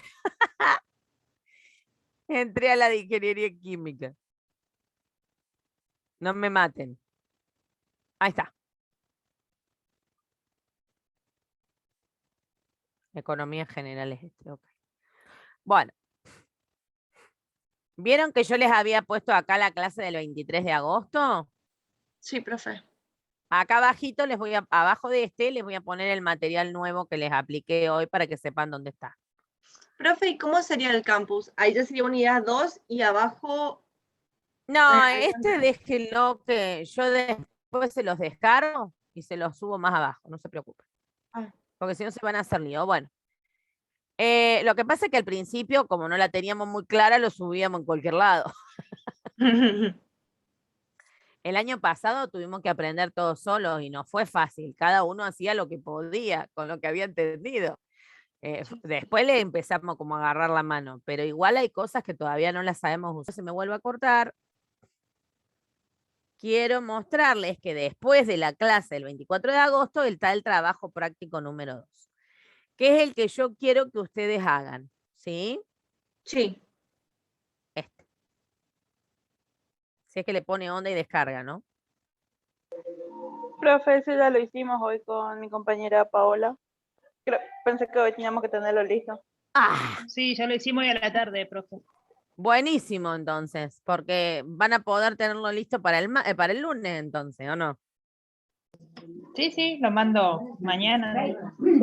Mándenmelo, el que ya lo hizo, mándemelo si quiere. El que no lo hizo, bueno, hágalo, porque lo que yo quiero ver es si algunas cosas son vinculando la matemática con la economía. A ustedes no les va a costar mucho, pero hay alumnos que aunque ustedes no lo crean, sí les cuesta, ¿no? Profe, Aunque no lo ¿y crean. cómo se lo mandamos? ¿Por el correo o por el WhatsApp? Como me lo quieran mandar. Si me lo mandan por el correo es como más ordenado, porque yo después de ahí se los reenvío de nuevo. Porque en el WhatsApp corremos el riesgo de que con todos los mensajes que a mí me mandan, no lo vea.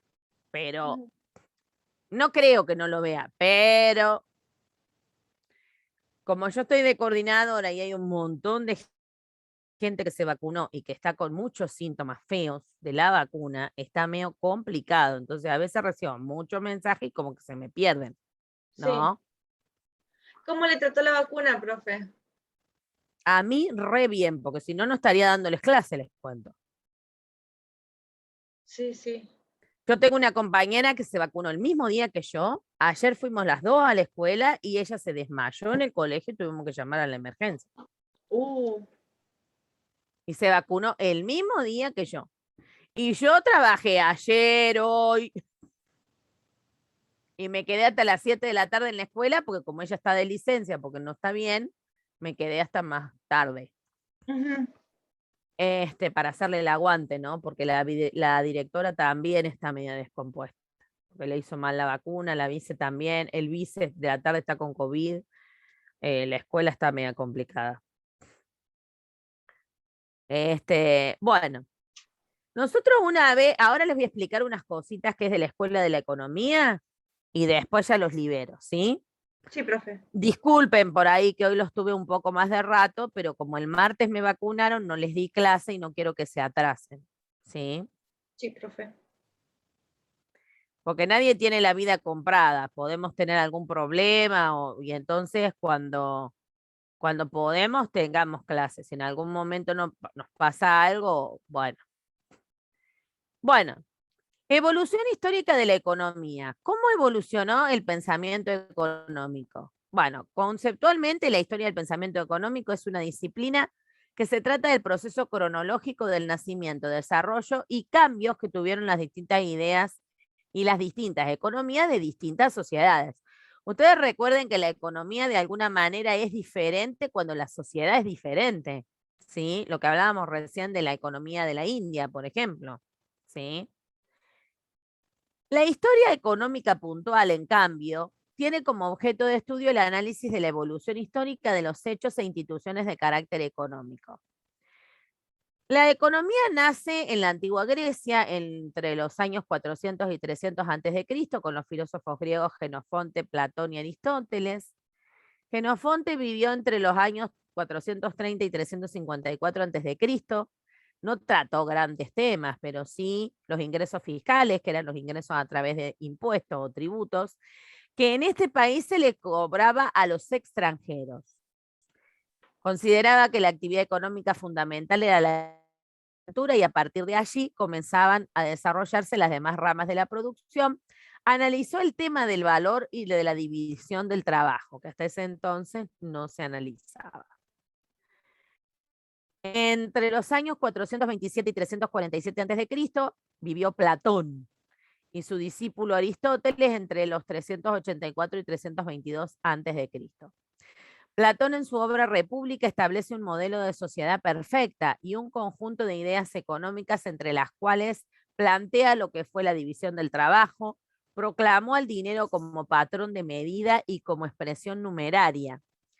Aristóteles, en cambio, realizó aportes a todas las ramas del conocimiento que influyeron en el avance científico y en materia económica puntualmente al estudio de la transformación del dinero en capital monetario, analizó la organización económica del Estado, la división del trabajo y apareció la noción de mercados. Ya con la Edad Media surgió la escuela escolástica o los escolásticos, cuyo autor principal fue Santo Tomás de Aquino, que también fue muy famoso porque era un monje y es el que hizo la síntesis razón-fe para los que tuvieron filosofía, ¿sí? Entre los años 1225 y 1274 vivió esta persona. En esta época la economía no era una ciencia independiente, sino que formaba parte de la ética y la moral, motivo por el cual la Iglesia Católica tenía una gran influencia en el desarrollo social. Santo Tomás tomó algunas ideas de Aristóteles y sugirió sus propios aportes: salario justo, precio justo, interés justo. De alguna manera condenaba la usura, defendió la propiedad privada, reformó parte de la teoría aristotélica monetaria y la adaptó al régimen feudal. Acá me comí la L, ¿sí? Considerando que solo el rey y los feudales podían acuñar la moneda, ¿sí? ¿Se me cortó? No, no, profe. Ah, me asustaron. Bueno, posteriormente surge el mercantilismo hacia los años 1590 y fue un movimiento que surgió simultáneamente en varios países: en Inglaterra con Cromwell, en España con Serra y Oresmes y en Francia con Cobalt. Esta escuela constituyó la primera expresión sistemática de pensamiento económico y los integrantes sostenían que la riqueza de los países o de las naciones provenían de la balanza comercial, o sea, de las diferencias entre las exportaciones y las importaciones. Entonces ellos consideraban que había que fomentar las exportaciones, o sea, que el país exportara cada vez más, y que habría que restringir las importaciones. Para ello, entonces, calcula la balanza comercial como las exportaciones menos las importaciones, y el resultado debía ser superávit. ¿Sí? Esta época se caracterizó a nivel histórico por el uso del dinero.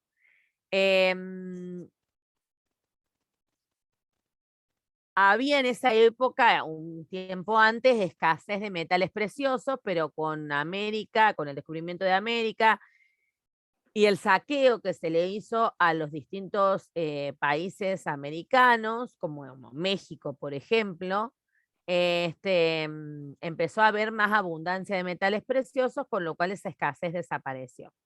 Se afianzó el comercio sobre otras actividades, se comienzan a cobrar derechos de aduana en las fronteras, a intervenir en algunos negocios comerciales con países extranjeros, a otorgar privilegios a compañías mercantiles y a tomar determinaciones respecto de las monedas.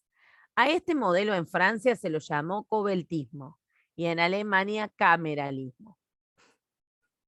Profe, le hago una pregunta acerca del trabajo práctico, que dijo usted que hagamos ahora. Es el que dice Sí. trabajo práctico número 2 de fijación, que tiene 8 puntos, que tiene todo tablitas con números, ¿no? Tal cual, son ejercicios de FPP, que fue uno Sí. de los primeros ejercicios que vimos. Bien. Es para que cuando lo van resolviendo vean si tienen alguna dificultad y la clase que viene podamos ir controlando, ¿sí?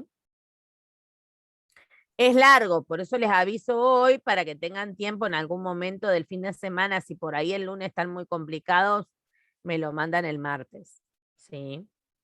Ajá. Los voy a esperar que me lo manden y cuando todos me lo manden lo controlamos, ¿sí? Sí, sí. Porque les voy a hacer la devolución del trabajo. El que tiene las, porque que tiene las tablitas con números, entonces el que hay que entregar. El 2, sí. Ujú. porque nosotros habíamos hecho el otro, el de 24 de agosto, profe, el que mandó por correo. Ay, bueno. Ah, tenés razón, porque se los mandé Claro, el yo día pensé claro, ese pensé que usted decía. No, yo lo que les decía es que está. ahora vayan practicando el de FPP. En realidad no estoy apurada, si ustedes están complicados esta semana me lo pueden mandar el jueves, no hay apuro. Cuando ustedes lo tengan listo, yo lo voy a controlar en clase porque quiero ver si se acuerdan cómo calcular los ejercicios de FPP o se complican en algún punto. Eso es lo que quiero saber. ¿Sí? Bueno, profe, dale. Bien. La próxima cierro el grupo. Yo reconozco de que, bueno, a veces en lo virtual los tiempos son otros, lleva tiempo hacer un trabajo práctico, o sea, no es que, no sé, o yo soy muy lenta con la compu, no sé. Bueno, seguimos con el mercantilismo. Si ustedes consideran que para el lunes es como muy rápido, el lunes seguimos con la parte teórica y lo controlamos el jueves y tienen unos días más. Ustedes díganme después, ¿sí? Porque Sí, no sé cómo andan de actividades y eso. La idea es que no lleguemos al parcial y tengamos todas las guías de prácticos para hacer. Ese sería el punto, ¿no? sí, Bien, sí. les decía. Profe, ¿y el parcial es más que nada teórico o es práctico? No, por lo general es teórico práctico, por eso yo ya Ajá. les voy dando algunos ejercicios prácticos para que vayan haciendo. Ah, bien. Características.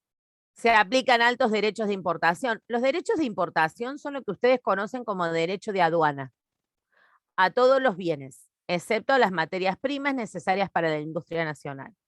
Se graban las exportaciones. ¿Por qué? Porque esta gente consideraba que la materia prima, como el algodón, por ejemplo, si le poníamos impuestos, la gente no iba a querer venderlo, porque iba a tener que pagar impuestos. Y de esa manera la materia prima la usábamos dentro del país. Ahora, si vos querías exportar un pullover, era otra cosa, ¿está? Porque Sí, sí. ganabas más plata con la venta del pullover. Se subvencionan, que serían los subsidios, las industrias que producen artículos para exportar, pero el pullover ya, no la lana o la tela.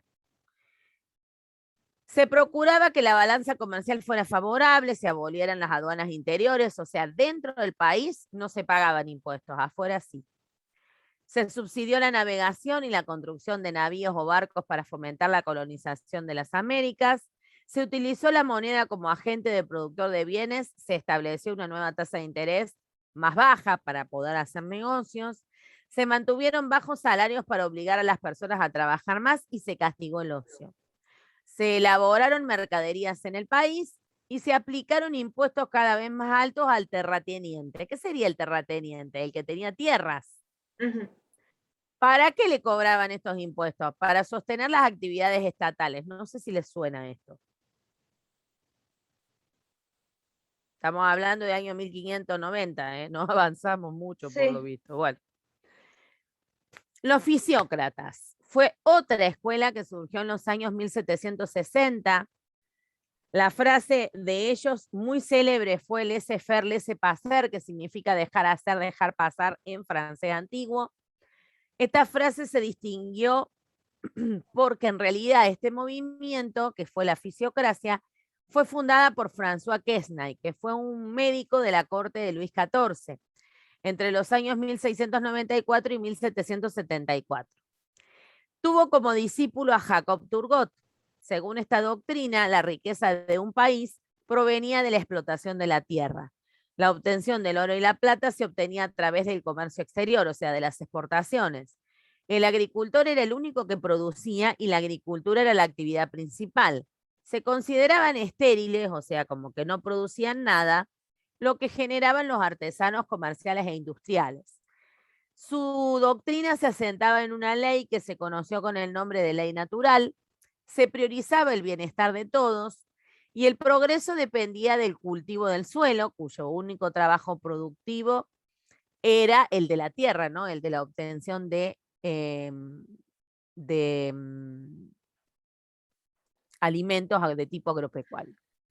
Se sostenía la menor intervención por parte del Estado, tanto en lo que tiene que ver con comercio interior o con comercio exterior. O sea, el Estado tenía que tratar de intervenir poco.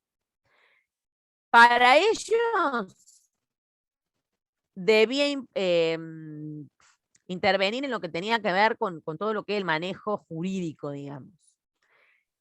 El Estado implementa un impuesto, un único impuesto sobre la tierra, que era la que producía mayores excedentes o mayores ahorros de dinero, abolió los impuestos elevados que pesaban sobre el comercio y los gastos públicos se debían limitar a lo que habían obtenido al aplicar los impuestos. O sea, cobraban 100 pesos de impuesto, tenían que gastar 100 pesos. Entre los años 1723 y 1873 surge la escuela clásica, cuyos autores principales fueron Adam Smith y David Ricardo. Adam Smith fue muy importante porque es conocido como el padre del capitalismo, ¿sí? Dentro de los aportes de este autor tenemos la iniciativa individual que logra el bienestar general, es el padre del capitalismo, establece lo que se conoce con el nombre de orden natural, que sería la mano invisible. Es partidario de la no intervención del Estado en la economía, es el padre de la economía política, que sostenía que la única fuente de ingresos era la producción, la que se obtenía como consecuencia del trabajo y de los medios disponibles, y consideró como actividad productiva a la agricultura, al comercio y a la industria, pero como improductivas a la que realizan los clérigos, que serían todos los que tienen que ver con la religión, el servicio doméstico y los actores. Adam Smith le daba a los mercados un papel muy importante, fundamental. Por ello, si alguien orientaba su industria a obtener un producto con un mayor beneficio para él, o sea, un mayor beneficio individual, para él había como una mano invisible que lo terminaba moviendo para perseguir un objetivo que no se hallaba dentro de sus intenciones. O sea, este concepto de la mano invisible es muy propia de Adam Smith. Él consideraba que el mercado se articulaba solo, que había una mano invisible que guiaba la economía para que el mercado se equilibre. Este autor hace hincapié en dos puntos muy importantes: el interés individual, que vincula a la actividad que desarrolla el ser humano para obtener grandes ganancias o mayores ganancias posibles, y el bienestar social, al que se llega a través de un conjunto de actividades desarrolladas por cada uno de los individuos que integran la sociedad. El principal continuador de las obras de Adam Smith fue un economista denominado David Ricardo, que aportó conceptos como los ciclos económicos, la división en plazos de la economía, la teoría sobre el valor trabajo-renta, la teoría de las ventajas comparativas, que es muy importante porque asentó las bases y le dio origen al comercio internacional. Él sostenía que cada país debía especializarse en aquel producto que tuviera un costo comparativo más bajo e importar aquel cuyo costo comparativo fuese más elevado. Esta teoría armoniza los intereses de los distintos países en asuntos internacionales. Y en esto les voy a explicar algo. ¿Se acuerdan que yo les dije de las bananas de Ecuador? Que ustedes me hablaban de, ¿cómo es?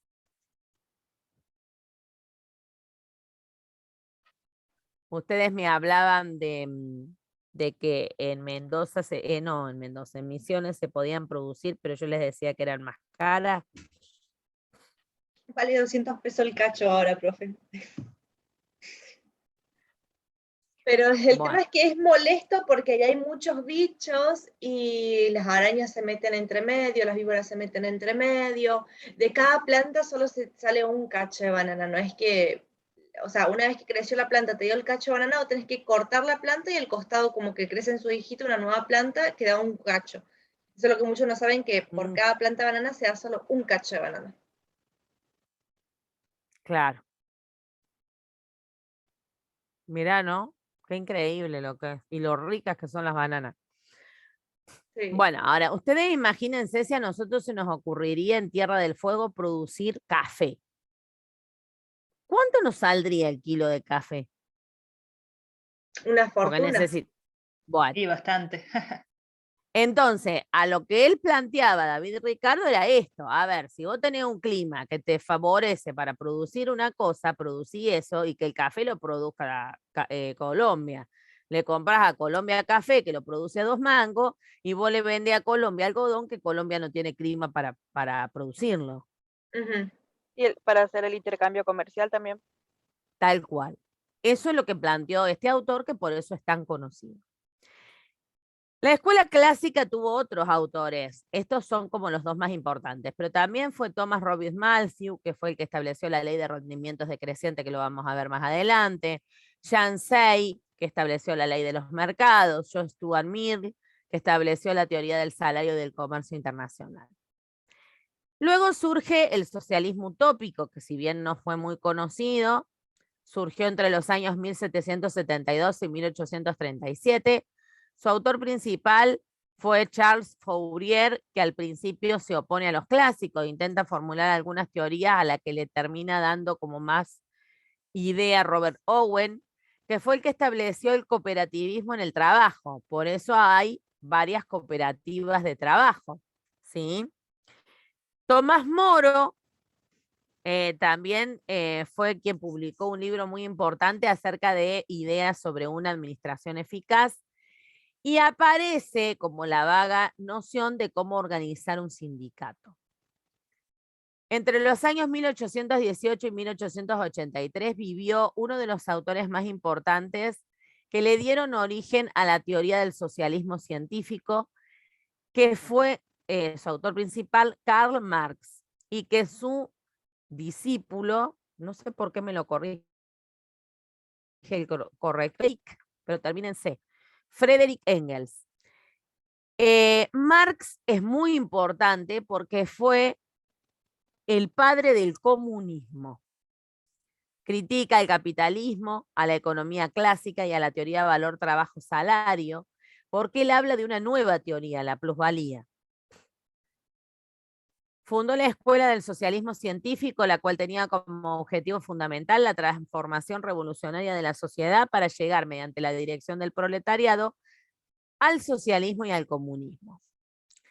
Marx tuvo como discípulo a Friedrich Engels, y si bien toma algunos conceptos importantes planteados por Adam Smith y David Ricardo, se contrapone a la economía clásica, porque considera que la economía clásica representa los intereses de la clase burguesa. Entonces el socialismo científico lo que busca es defender los objetivos de los obreros. La Más que nada estaba en máxima contra de la obra, acumulación de capital. sí. Igual yo creo en lo personal, chicos, que ningún extremo es bueno, ni el comunismo puro, ni el capitalismo puro. Es mi humilde opinión, ¿no? No sé lo que Pasa que pensarán ambos ustedes. favorecen a diferentes puntas, entonces siempre tiene que haber un medio entre todo. Si ustedes no tienen trabajadores, por más que tengan plata en el capital, no van a producir.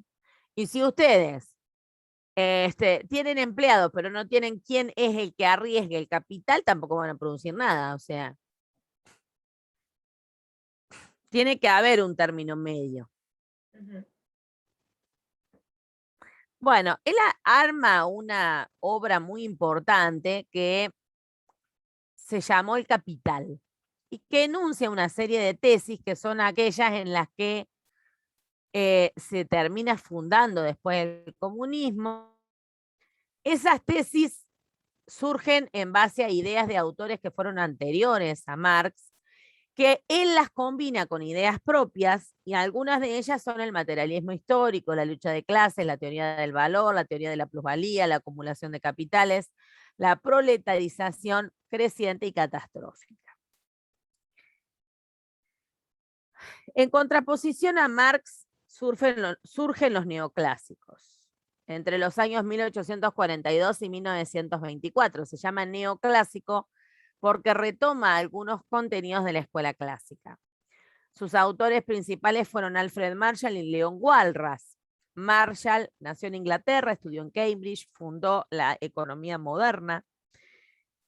Utilizó muchas representaciones gráficas, pero consideraba que no era factible la aplicación de la matemática para el análisis económico, pero sí logró una síntesis tratando de combinar la economía clásica con un pensamiento marginalista en base a los incrementos.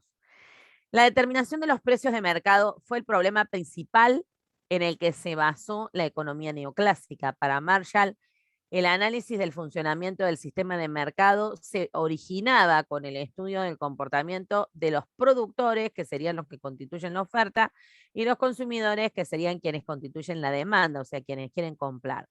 Para él la clave era analizar cómo se formaba o se determinaban los precios del mercado.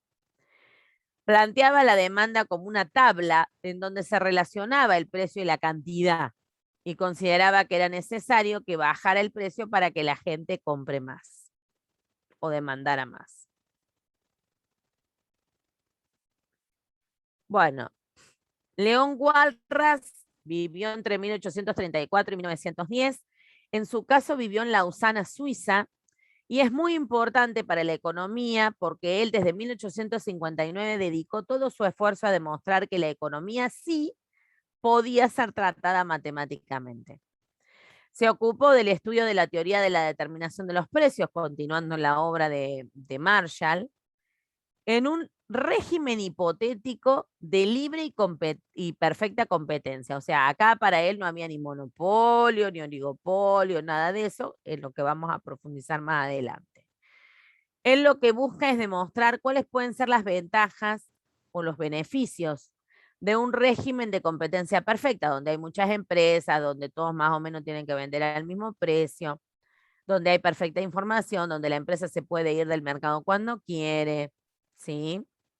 Y para ello busca conocer cuáles serían los resultados, precisar definiciones y las leyes necesarias en un régimen de competencia perfecta.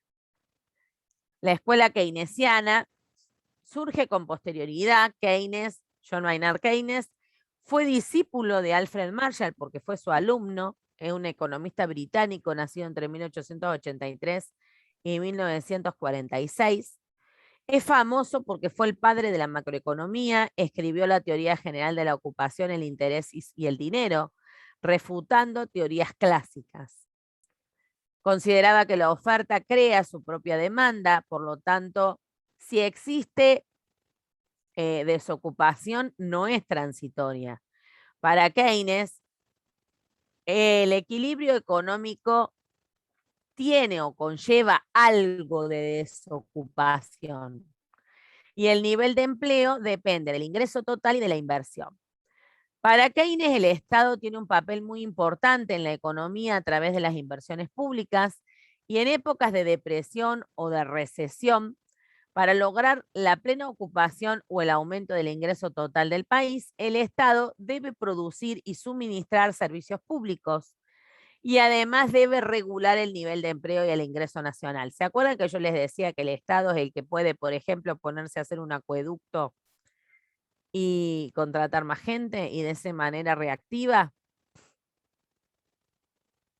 Porque si hay más gente trabajando, aumenta el consumo, profe. aumenta la inversión. Bueno. Lo plantea este economista, Keynes. De ahí su nombre, keynesiana, viene de Keynes. Ya termino, vamos a terminar de ver las escuelas hoy. Los agentes económicos los vamos a dejar para el lunes. Bueno, luego surge una escuela muy propia de Latinoamérica que se denominó el de estructuralismo latinoamericano hacia 1955. Su fundador y principal exponente, que vivió entre 1901 y 1985, fue Raúl Prebisch, de origen argentino.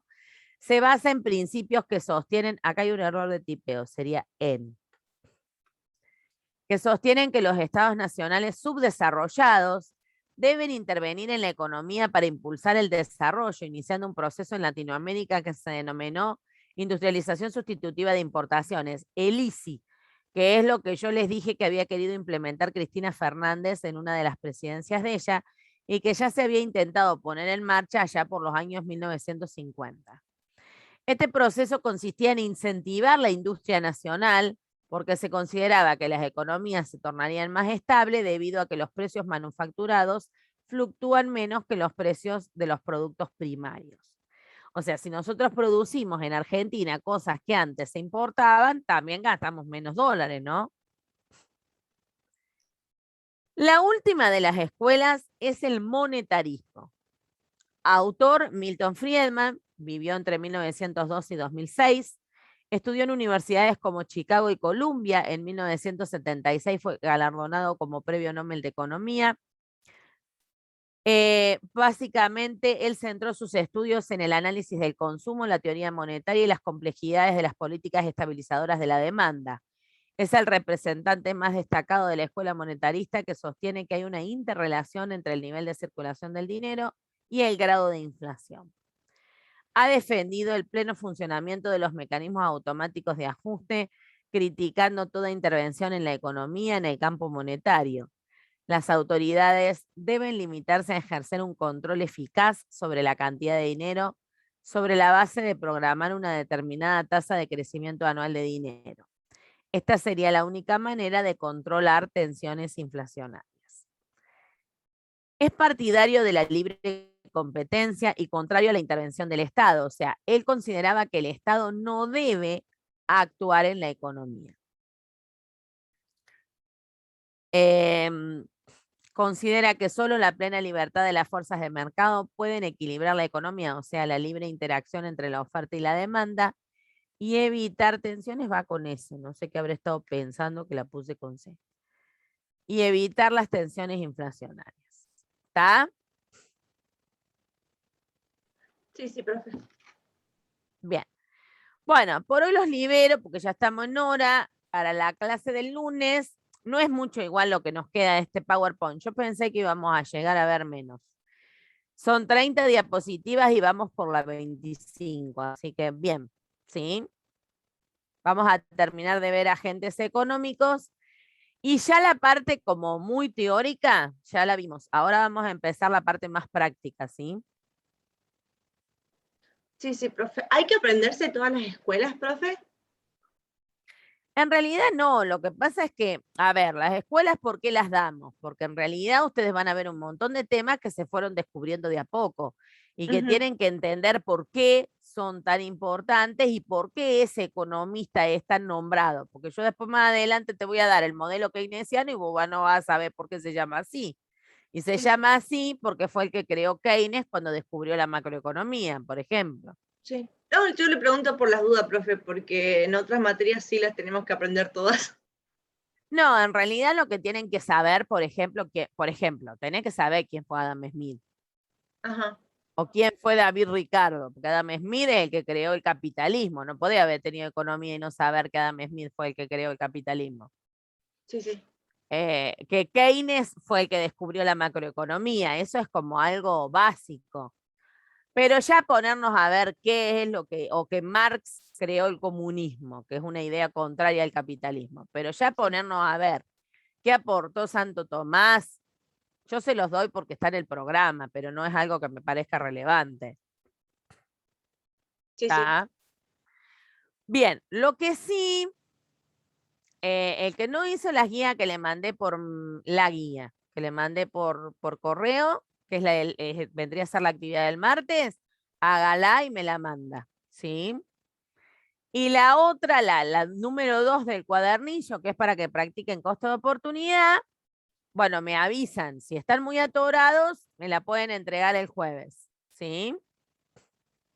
El lunes vamos a terminar este material y vamos a empezar con la parte teórica de la unidad 2, que sería óptimo del consumidor. Para ir empezando a ver, pero vamos a tener que empezar a ir viendo la práctica también, ¿sí? Bueno, en un ratito les subo al campus el archivito que les había mandado para hoy, así ya también lo tienen, ¿sí? Que tengan buen fin de semana y nos estamos viendo el lunes. Buenísimo, profe. Nos vemos el Chao, lunes. profe. Y disculpen la noches, cantidad de profe. interrupciones que tuvimos, pero bueno, hoy internet no es mi día con internet.